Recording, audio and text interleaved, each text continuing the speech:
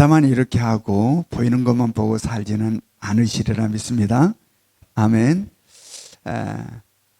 여러분들 혹시나 숨은 그림 찾기 해보셨습니까? 아마 대부분 한 번쯤은 숨은 그림 찾기를 해보셨을 것입니다. 아주 복잡한 그림 속에 강아지가 7마리 있는데 한번 찾아봐라 딱 하면 처음에는 딱 보면 막 강아지가 여기저기 보입니다. 그래서 금방 찾을 것 같습니다. 그래서 오케이 하고 이제 1마리 2마리 막 찾아 나갑니다. 근데 점점 어려워집니까? 어려워지지 않습니까? 점점 어려워집니다. 안 보입니다. 그래서 예를 써서 6마리까지는 찾았는데 마지막 1마리가 안 보이는 겁니다. 아무리 예를 써서 찾아도 마지막 1마리 강아지가 안 보이는 겁니다. 그래서 손 들고 아이고 나 못 찾겠다 어디가 있는데 라고 질문을 하니 바로 여기 있다라고 가르쳐 주는데 보니까 나무 뒤에 숨어서 응아를 하고 있는 한 녀석이 있는 겁니다. 그걸 못 본 거죠. 분명히 나는 그것을 봤는데 왜 그게 내 눈에는 나무 잎으로 보였을까? 강아지로 보이지 않고 분명히 거기를 보기는 보았는데 내 눈에는 강아지로 보이지 않고 나무 잎으로 보이는데 이거야 라고 지적해서 가르쳐 주고 보니까 이게 강아지가 응아를 하고 있는 모습인 겁니다. 여러분 이런 경우 숨은 그림 찾기만 있을까요? 이런 경우가 숨은 그림 찾기만 있을까요? 우리들의 인생의 삶에 수없이 많다라는 사실입니다. 같이 보았는데 누구는 못 보았고 누구는 보았습니다. 똑같은 것을 보았는데 누구는 이렇게 보고 누구는 저렇게 봅니다. 사업을 선택함에 있어서도 누구는 이렇게 보고 와 이거 누구는 아니야. 누구는 보였는데 누구는 안 보입니다. 사업을 선택함에 있어서도 직장을 선택함에 있어서도 학교를 선택함에 있어서도 사람을 선택함에 있어서도 이러한 경우가 허다합니다. 그리고 그 결과는 엄청난 희비로 갈리는 경우가 많죠. 여러분 그래서 잘 보아야 하는 겁니다. 잘 봐야 하는 겁니다. 오늘 말씀 제목이 뭡니까? 보라, 보라. 무엇을 보라고 말씀하시는 걸까? 무엇을? 여기서 지금 보라라고 하시는 것은 그냥 아무 생각 없이 보라라는 것은 아닐 것입니다. 바로 똑바로 바르게 보아야 한다. 무엇을 우리는 똑바로 바르게 보아야 할까? 오늘 하나님께서 우리에게 주시는 말씀을 통하여 깨닫는 은혜가 있기를 원합니다. 지난주일 말씀에서 어떤 말씀이 있었습니까? 총독 빌라도가 예수님께는 아무 죄가 없음을 알고 나는 그에게서 아무런 죄도 찾지 못하였다라고 이야기를 합니다. 그게 무죄를 선포한 거죠. 그런데 무죄를 선포하고 곧바로 죄가 없으니 풀어주었습니까? 풀어주지 않았습니까? 풀어주지 않았습니다. 곧바로 풀어주지 않고 6월절에 총독 권한으로 죄수 한 사람의 죄를 사면하여 풀어주는 전례가 있는데 그 전례에 따라서 예수님을 이 사면권을 사용하여 예수님을 풀어주려고 했습니다. 왜 그렇게 하려고 했다 했습니까? 총독 빌라도가 왜 그렇게 하려고 했다고 그랬습니까? 사람을 의식하며 살아가고 있는 사람이었으니까. 많이 죄가 없는 줄 알면서도 사람들을 의식하며 살고 있는 그였기에 그렇게 하지 못했다라는 이야기입니다. 그래서 어떻게 하려고 그랬습니까? 바로 사람을 의식하여 살아가는 이 빌라도 총독, 아주 정치적이고 그런 쪽에 머리가 발달해 있는 총독 빌라도였기에 그렇게 사면권을 사용하여 예수를 풀어줌으로 대제사장들, 즉 다시 말해서 예수를 고발한 대제사장들의 체면도 세워주고 또 죄가 없는 예수 그리스도로 풀어주는 일석이조의 효과를 누리기 위하여 그렇게 하였다라고 했습니다. 그런데 그러한 총독 빌라도의 이 제안을 유대인들이 받아주었습니까? 받아주지 않았습니까? 받아주지 않았습니다. 받아주지 않았어요. 예수가 아니라 누구를 풀어달라? 바라바를 풀어달라. 총독은 그렇게 예수를 풀어주려고 그랬는데 유대인들은 아니야. 예수가 아니라 바라바를 풀어달라 라고 한 겁니다. 자기 뜻이 막혀버린 거죠. 그러함으로 말미암아 이 총독 빌라도가 어떻게 했다고 오늘 본문에 지금 기록하고 있습니까? 1절을 한번 봅니다. 요한복음 19장 1절 말씀 같이 읽습니다. 시작. 이에 빌라도가 예수를 데려다가 채찍질하더라. 예, 빌라도가 자기 그 뜻이 딱 막히니 빌라도가 예수를 데려다 채찍질하라고 명령한 겁니다. 공간복음인 마태복음과 마가복음에도 이 예수님의 채찍질 장면이 나옵니다. 그런데 마태복음, 마가복음에 나온 채찍질은 예수님께 십자가형이 선고된 다음에 이루어진 채찍질입니다. 그런데 오늘 본문에 나와 있는 이 채찍질은 예수님의 십자가형이 선고되기 전에 있게 되는 채찍질이에요. 따라서 우리는 뭘 여기서 알 수 있습니까? 예수님은 두 번에 걸쳐서 뭘 당했다?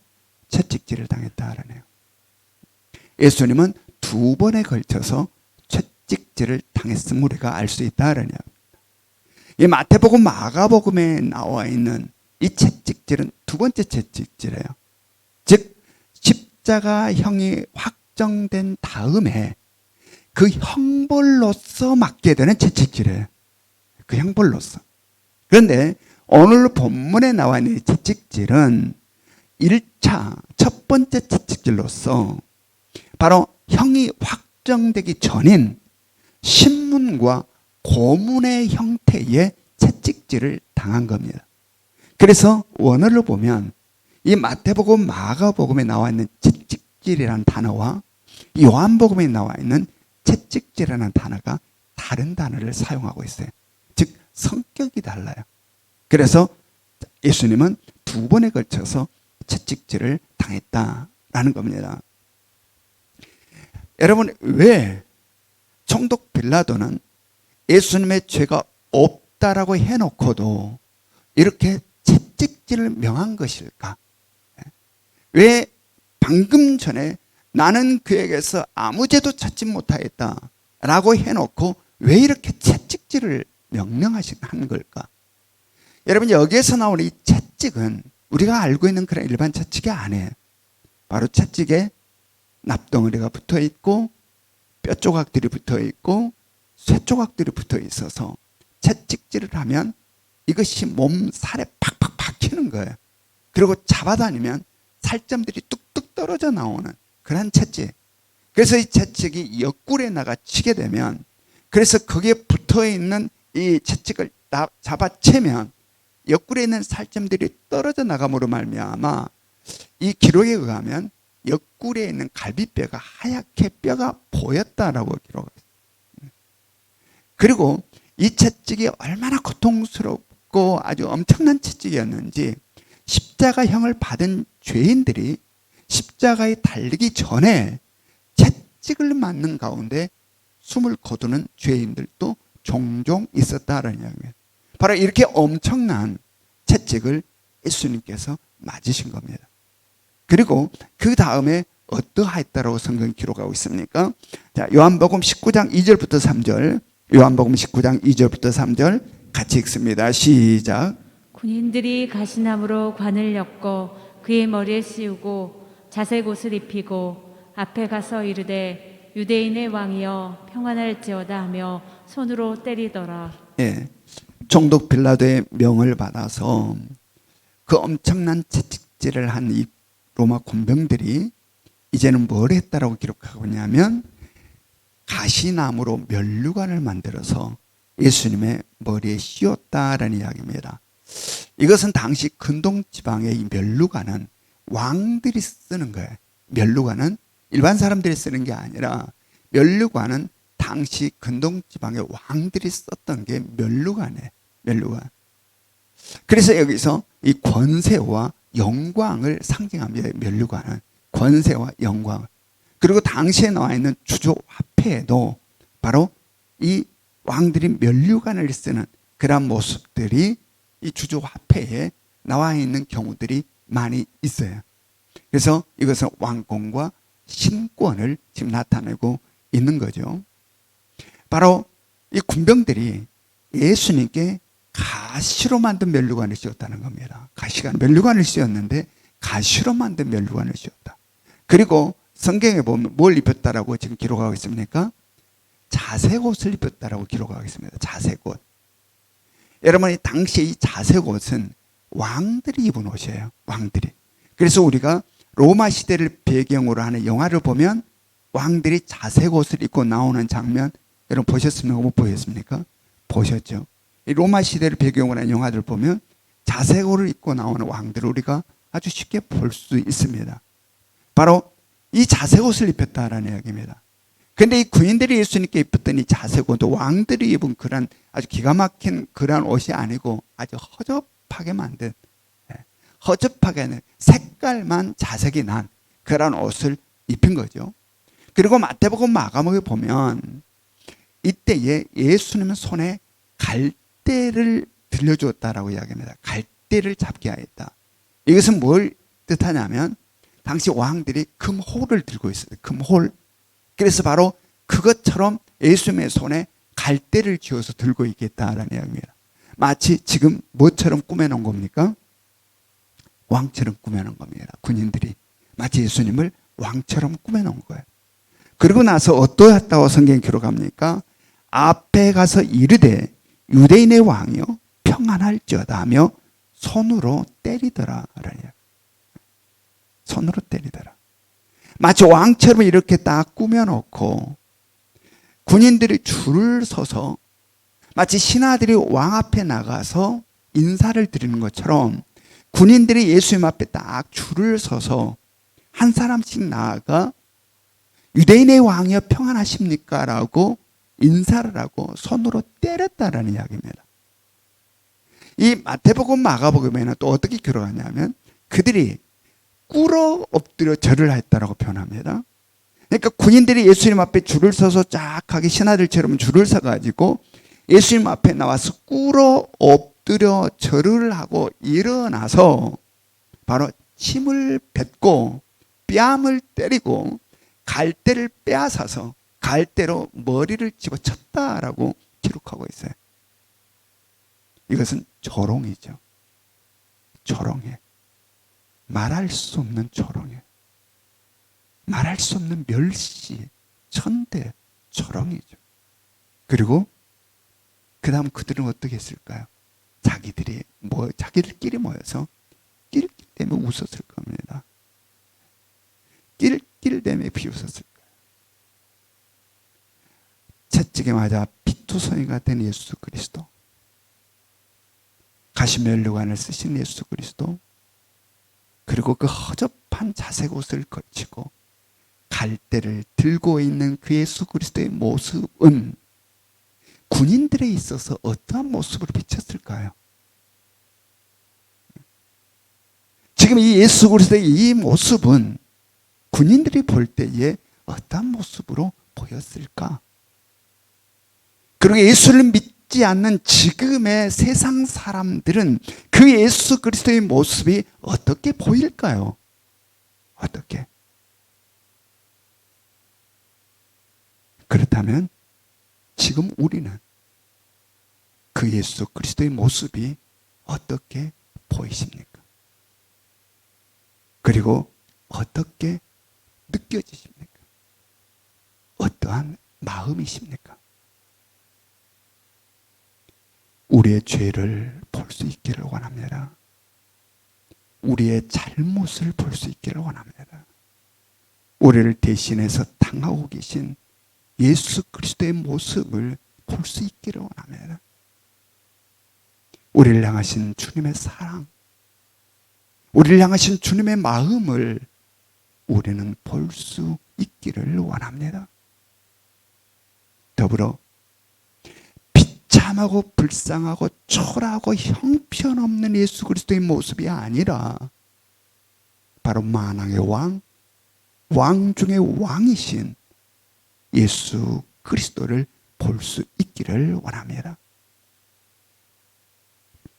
분명 육의 눈으로 세상의 시각으로 보면 지금 예수 그리스도의 모습은 초라하기 그지없습니다. 얼마나 형편없는 모습인지 모릅니다. 더더욱 군인들에 의하여 조롱을 받고 있는 예수 그리스도의 그 모습은 더더욱 그렇습니다. 더더욱 참으로 형편없는 모습입니다. 그러나 이 모든 것을 구속자적 시각으로 볼 수 있기를 원합니다. 우리는 이 모습을 구속사의 시각으로 볼 수 있어야 된다는 이야기입니다. 분명 군인들은 조롱하기 위하여 예수 그리스도 앞에 엎드려 경배했습니다. 그러나 하나님께서는 그들의 행위를 하나님의 구속의 역사 속에서 장차 있을 만민들이 무릎 꿇을 예수 그리스도 만왕의 왕 중의 왕이심을 지금 보여주고 있는 겁니다. 얼마나 놀라운 모습인지 모릅니다. 우리는 바로 이것을 볼 수 있어야 된다는 이야기입니다. 오늘 우리 하나님께서 우리에게 보라라고 말씀하신 것은 이것을 보라라는 겁니다. 이것을 볼 수 있어야 된다. 이것을 보라. 보이는 것만 보는 것이 아니라, 형편없는 보이는 것이 아니라, 빛두성이가 되어서 그 망가져버린 예수 그리스도가 아니라 바로 그 속에 담겨있는 왕 중의 왕이신 예수 그리스도, 만민의 왕이신 예수 그리스도를 우리는 볼 수 있어야 된다. 아멘. 여러분, 우리는 지금 어떠한 삶으로 이 땅을 살아갑니까? 우리는 무엇을 보며 살아가고 있습니까? 보이는 것만 보고 살아가고 있습니까? 그것으로 인하여서 초라하기 그지없는 자신의 모습을 바라보며 아버지가 홀쭉홀쭉 아는 그런 눈물들이 있습니까? 난 왜 이렇게 형편없을까? 여러분, 모든 삶을 구속사적으로 볼 수 있기를 원합니다. 아멘. 지금 이것을 통하여 하나님은 무엇을 만들어가고 계실까? 나의 고난을 통해서 하나님은 지금 무엇을 만들어가고 있을까? 나의 힘든 상황들을 통해서 하나님은 나를 어떻게 지금 다듬어가고 있을까? 그 영광스러운 하나님의 나라에서 나를 어떻게 세우시려고 하나님 지금 나를 이렇게 만들어가고 있을까? 보이는 것만 바라보며 초라하게 그지없어 눈물 짜는 모습이 아니라 바로 지금의 이 어려운 상황 속에서 구속사적으로 하나님은 나를 지금 무엇을 주시려고, 분명 나를 사랑하셔서 나를 부르셨고, 분명 나를 사랑하셔서 예수 그리스도를 통해서 죄에서 벗어나는 자유함을 주셨으니 나를 어떻게 하시려고 지금 나의 삶을 이렇게 이끌어가고 계시는 것일까? 볼 수 있기를 원합니다. 아멘. 보라.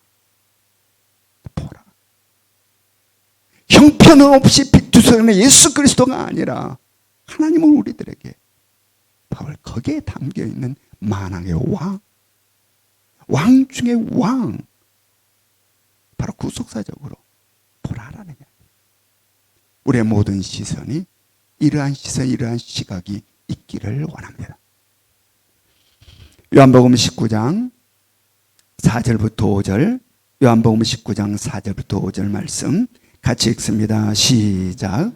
빌라도가 다시 밖에 나가 말하되, 보라, 이 사람을 데리고 너희에게 나오나니 이는 내가 그에게서 아무 죄도 찾지 못한 것을 너희로 알게 하려 함이로라 하더라.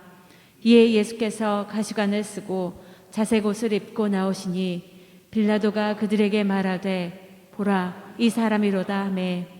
예, 지금 여기서 총독 빌라도가 보라라는 말을 계속 반복해서 지금 외치고 있습니다. 보라. 무엇을 보라는 겁니까? 지금 총독 빌라도가 외치는 이 보라는 뭘 보라는 겁니까? 예수 그리스도를 보라라는 겁니다. 예수 그리스도의 무엇을 보라는 겁니까? 이 초라하기 그지없고 이 형편없는 이것을 보라라는 겁니다. 얼마나 불쌍하냐. 이 사람을 봐라. 얼마나 불쌍하냐. 자, 지금 예수님의 모습은 지금 어떤 모습으로 지금 비치고 있습니까? 머리에는 가시관을 씌웠습니다. 가시관을 눌러 씌웠기 때문에 머리에 가시가 박혀서 그것으로부터 흐르는 붉은 피는 이마를 타고 흘러내리고 있습니다. 지금 모습이. 그리고 채찍에 맞아 몸이 피투성이가 되었기에 허접한 자색 옷을 걸쳐 놓았으나 자색 옷 여기저기에 피들이 지금 배어 나와 있습니다.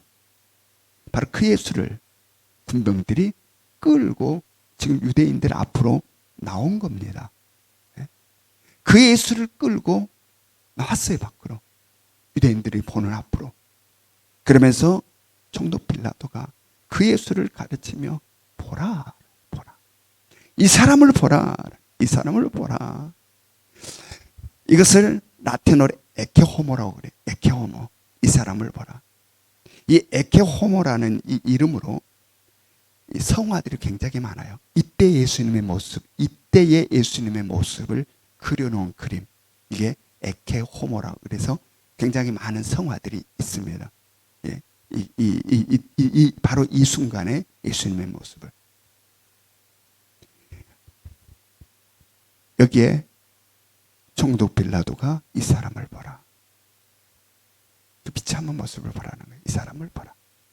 그러면서 더불어 무슨 말을 했습니까? 오늘 본문에 보면 더불어 무슨 말을 했어요? 또다시 되풀이한 말을 했습니다. 나는 이 사람에게서 아무 죄도 찾지 못하였다. 아무 죄도 찾지 못하였다. 라는 말을 다시 반복합니다. 여기에서. 다시. 자, 우리는 여기에서 왜 총독 빌라도가 예수님께 죄가 없는 줄 알면서도 채찍을 명하였을까라는 이유를 우리가 알게 됩니다. 여기에서. 총독 빌라도는 분명 예수 그리스도에게 죄가 없다는 사실을 너무나 잘 알고 있었고, 그러므로 말미암아 이는 당연히 풀어줘야 된다는 사실도 알고 있었습니다. 그러나 그는 그렇지 못했다라는 이야기입니다. 왜? 사람들을 의식하며 살아가고 있는 세상에 속한 사람이었으니까. 오늘날 수많은 사람들이 그렇게 살아간 것처럼 사람들의 시선을 의식함으로 말미암아 세상에 속한 사람이었으니까 그렇지 못했다라는. 수많은 사람들이 예수가 아니야 바라바야라고 외치는 그 상황 속에서 예수가 아니라 바라바를 풀어달라라고 외치는 그 상황 속에 사람들을 의식하며 살아가는 바로 이 세상에 속한 총독 빌라도는 그러하지 못했다라는 이야기. 그래서 그는 바로 유대인들의 동정심을 사기 위해서, 유대인들의 동정심을 사 그를 풀어주려고, 예수 그리스도를 풀어주려고 가서 채찍질을 명한 겁니다. 그리고 채찍에 맞아 엉망이 되어버린 예수 그리스도를 데리고 나와서 봐라, 봐라. 얼마나 불쌍하냐. 얼마나 불쌍하냐. 얼마나 가련하냐. 죄가 없는 이 사람 풀어줘야 되지 않겠느냐. 라는 지금 이야기입니다. 유대인들의 동정심을 사 죄 없는 예수 그리스도를 풀어주려고. 그런데 이 총독 빌라도의 의도가 먹혀들었습니까? 먹히지 않았습니까? 먹히지 않습니다. 먹히지 않아요. 예수 그리스도를 본 대제사장들과 유대인들은 오히려 더 흥분하고 분노하여 예수를 십자가에 못 박으소서, 예수를 십자가에 못 박으소서 외치게 됩니다. 바로 세상에 속한 총독 빌라도는 자기의 지혜로 이 문제를 해결하려 하였으나 실패하였다라는 이야기입니다. 우리는 여기에서 총독 빌라도가 외쳤던 보라라는 이 외침에 다시 한번 주목해 볼 수 있기로 합니다. 총독 빌라도는 예수님의 무엇을 보았습니까? 총독 빌라도는 또한 유대인들에게 무엇을 보여주려고 했습니까? 보라라고 계속 외쳤는데, 그렇다면 총독 빌라도는 예수 그리스도의 무엇을 보았고, 또한 총독 빌라도는 유대인들에게 예수 그리스도의 무엇을 보여주려고 했습니까? 이스라엘에서 가장 낙후된 갈릴리 나사렛 시골 출신 예수라는 청년.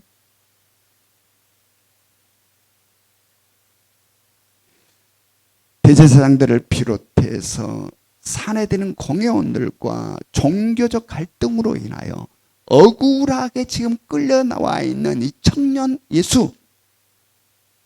그래서 자기가 이를 도와 풀어주려고 지금 채찍질을 하게 하고 욕망된 모습으로 끌고 나와. 보라, 얼마나 불쌍하냐, 얼마나 가련하냐, 안쓰럽지 않냐, 죄 없는 이 청년, 이 시골 무식한 청년 풀어줘야 되지 않겠느냐 라고 지금 외치고 있는 겁니다. 보라. 여러분, 우리는 여기에서 오늘 이 본문을 기록하고 있는 요한복음에 똑같이 보라를 외친 사람이 있습니다. 지금 우리 이 말씀을 기록하는 요한복음에 똑같이 보라라를 외쳤던 사람이 있어요. 이미 우리가 공부했어요. 누가 외쳤습니까? 세례 요한이 해줬어요. 우리가 이미 보았던 이 요한복음에서 세례 요한이 이미 보라라는 외침을 했습니다. 보라. 자, 뭐라고 세례 요한이 외쳤습니까? 자, 우리 다시 한번 봐보면 요한복음 1장 29절부터 30절 말씀. 요한복음 1장 29절부터 30절 같이 읽습니다. 시작. 이튿날 요한이 예수께서 자기에게 나아오심을 보고 이르되 보라, 세상 죄를 지고 가는 하나님의 어린 양이로다. 내가 전에 말하기를 내 뒤에 오는 사람이 있는데 나보다 앞선 것은 그가 나보다 먼저 계심이라 한 것이 이 사람을 가리킴이라. 여러분, 세례 요한은 예수님을 가리켜 지금 뭐라고 외치고 있습니까? 보라, 어떠하든? 보라, 세상 죄를 지고 가는 하나님의 어린 양이다라고 했죠. 보라, 세상 죄를 지고 가는 하나님의 어린 양이로다. 총독 빌라도의 보라와 세례 요한의 보라가 얼마나 다른지를 깨달을 수 있기로 합니다. 똑같은 예수 그리스도를 향하여 왜 이렇게 다른 걸까? 무엇에 의하여 이렇게 달라지는 걸까? 그것은 바로 육에 속한 사람인가, 영에 속한 사람인가, 이 세상에 속한 사람인가, 하나님 나라에 속한 사람인가, 하나님의 구속의 역사를 아는 자인가 모르는 자인가에 따라서 갈린다라는 이야기입니다. 갈린다. 여러분은 우리의 모두의 시각은 총독 빌라도의 시각이 아니라 바로 세례 요한의 시각일 수 있기를 원합니다. 보이는 것만 보고 살아가는 사람들이 아니라 보이지 않는 것을 보며 살아가는 사람들, 하나님의 영광스러운 나라를 볼 수 있기를 원하고, 하나님의 사랑을 볼 수 있기를 원하고, 하나님의 능력을 볼 수 있기를 원하고, 하나님의 그 위대하고 거룩한 구원의 역사를 볼 수 있기를 원합니다. 아멘. 그럴 때 우리들의 삶이 달라진다. 달라진다. 여러분, 우리들의 실제의 삶으로 돌아와서 다시 한번 우리를 점검해 봅시다. 나는 보이는 것만 보고 살아가고 있는가? 지금 총독 빌라도와 같은 시각으로 이 땅을 살아가고 있는가? 아니면 세례 요한의 시각으로 이 땅을 바라보며 살아가고 있는가? 우리를 냉정히 한번 돌아봐 생각해 볼 수 있기를 원합니다. 사도행전 26장 29절의 말씀을 봅니다. 사도행전 26장 29절 우리 같이 읽습니다. 시작.